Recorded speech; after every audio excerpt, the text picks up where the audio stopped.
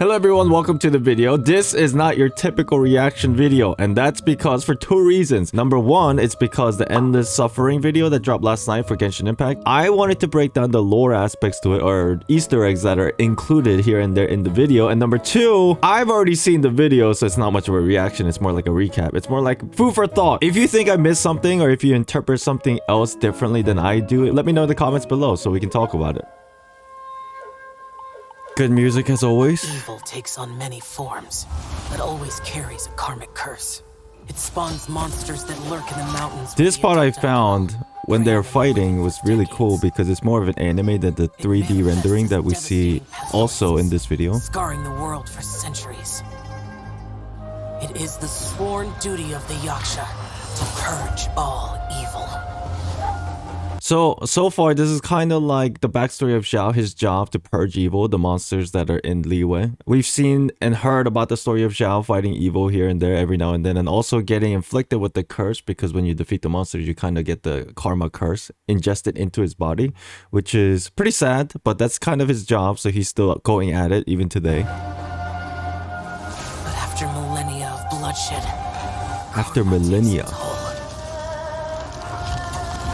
of complacency, and I too will succumb to the darkness. An instant of negligence, and it will turn me into one of the monsters. Yeah, basically his job. After millennia of suffering and endless slaughter, and I now see things for what they really he's basically constantly fighting, but he's always hinging on the line to not get corrupted himself by the karmic energy. And it's like an internal struggle of Xiao that constantly persists throughout his entire lifespan, his career, his job of purging evil, which is very conflicting, very sad, but that is part of his story.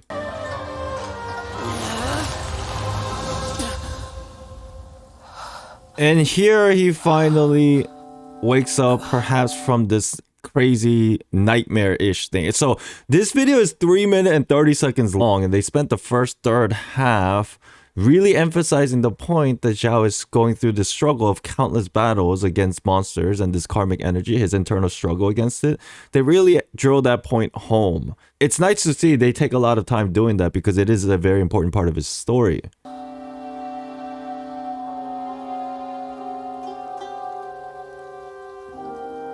And he's seeing an inner reflection of himself here and there.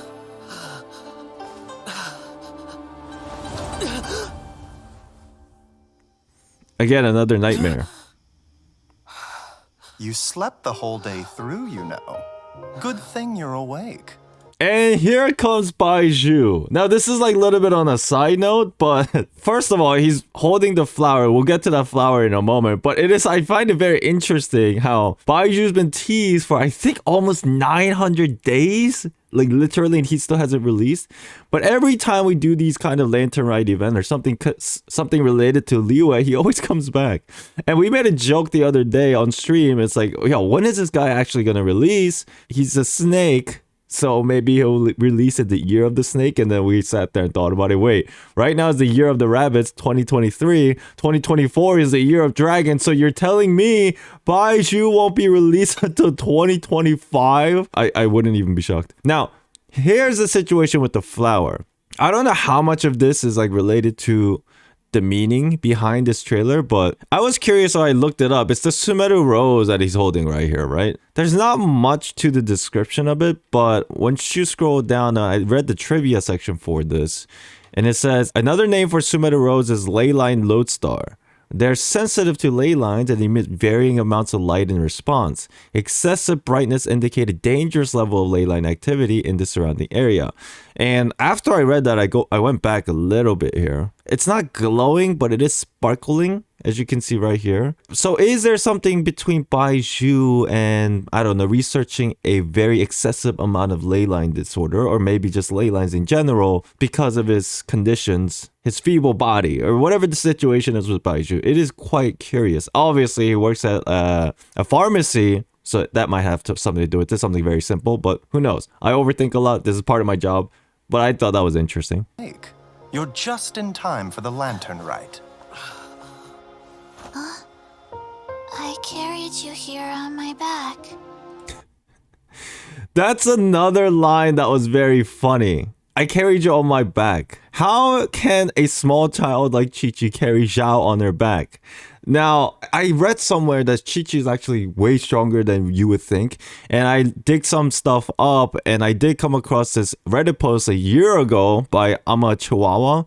And I thought I heard something about Chichi being strong in the game as well, but this was a very good place just to find Chichi section. This is basically a Reddit post about putting characters in the tier list depending on their strength within lore. If you want to check it out, this link in the description of this video. But I just wanted to figure out how strong Chichi actually was. Chichi died because she was unlucky. We know this information. And later she came back to life as a zombie. That obviously had something to do with the Adepti. They helped out. That doesn't mean she is weak. On the contrary, she is an extremely powerful zombie and can increase her speed and strength if necessary.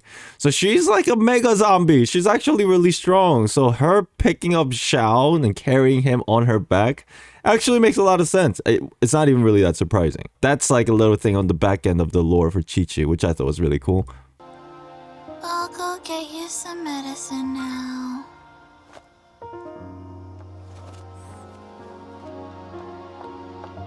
And then, poof, Xiao disappears. Very introverted character.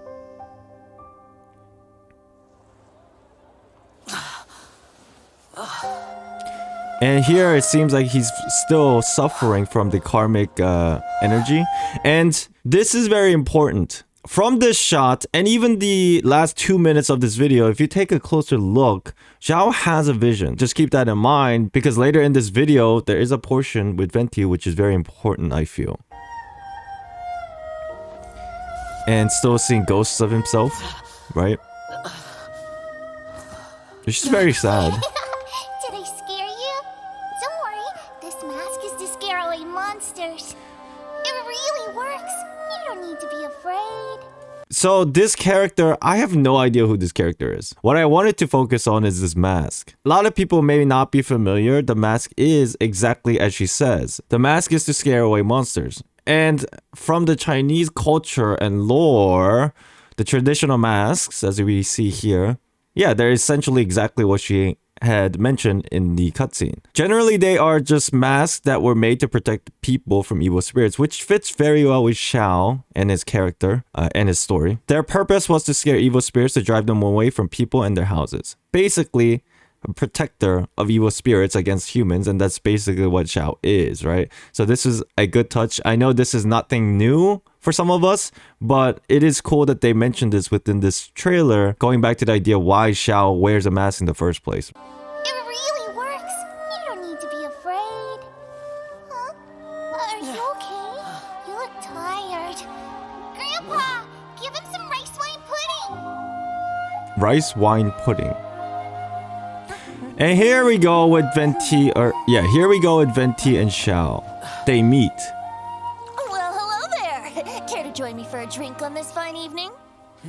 The thing is, this is not the first time that Venti and Xiao met. Now, what's interesting is that in Xiao's character story number 5, it does mention that Xiao was on the brink of like destruction. He was going mad. He was suffering a lot. And then the one thing that saved him was the sound of a flute. And that is reflected in this image of the story teaser for the Yakshas, where Venti is here and playing the flute. And there's a community debate, I should say, whether Xiao's vision is real or not, and whether he got his vision from Venti. We know that the Archons don't give out vision, which is interesting, but Yakshas don't need a vision. And Xiao doesn't remember how he got his visions. And this is going all the way back to the developer note for Xiao's creation. First of all, Adeptis don't need a vision to use their powers. For Adepti such as Cloud Retainer, Mountain Shaper, the human understanding is that they must have an inner eye that serves the same purpose as a vision. And they wear their vision, for Xiao specifically, it seems that he wears his vision to comply with the expected norm of humans. So maybe humans don't freak out. So is the vision we're talking about just Xiao's third eye? Is the vision that we see on his hand, is it fake? Was it given by Venti? Because we know that Venti can make fake visions. Who knows? But at the end of the day, Venti and Xiao has met way in the past before. Now, if you go to the Endless Suffering Shorts trailer, it's very clear that Xiao and Venti, this is not their first meeting. If they were, they'd probably be asking who they were. But Maybe Xiao already knew Venti's existence because he is an Archon, but at the end of the day, just know that because of this wasn't their first interaction. Huh? Oh, you started And celebrating Venti always being already. Venti. Any rice wine for me? Sorry. Tonight, I just want to rest. Very nice. It's good to take the mask off once in a while, even just for one night. And that last statement is I think it's the most important thing about this whole trailer. Just like everyone in life, it seems like even though you go through hardships, even though you go through some madness and crazy things in life, give yourself some time for a break. And that's what I think the Lantern Ride represents, using Xiao as a medium, as somebody who's been working, struggling, all that, but now it's time for celebration, so we gotta take a step back and take a break. And I think that is the entire message in this trailer, which I thought was very cool and very amazing. If you have any thoughts, or if you think I missed something, or I misspoke, or my information was wrong, let me know in the comments below, because I am going off of my head and some little bit of research for this video. I hope you enjoyed this video, and if you did, hit the like button, subscribe, thank you so much, and join me on YouTube live streams as well as Twitch live streams and all that great stuff. Everything will be in the description below. Thank you, everybody. I'll see you next time. Bye bye. Peace.